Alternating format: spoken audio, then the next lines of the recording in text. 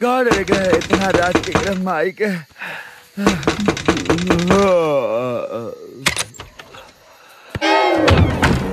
कौन रे?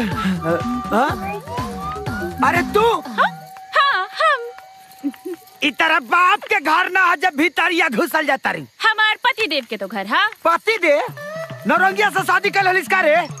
छी वो कैसे क्या शादी करी? हम तो रवा से प्यार करता नहीं, रवे से ब्याह करब। यही से घर से भाग के आयल बानी। वापस लौट जो। यहाँ तो लाशा फुसी लागे वाला नहीं खे, बुझली? ना जाई। हमरा रवा जैसन गठीला दिल है चाहे। रवा से बहुत भारी प्यार हो गइल बा। प्यार हो गइल बा? ते हमारा दिल से खिलवाड़ कलिस। एक और बात सुन ले, तोरा एक गंदा जुबान से प्यार के लफ्ज बहुत बुरा लागता। एक तक ते हमारा के बदनाम कलिस, अपने भी बदनाम भइलिस। ओ मोहब्बत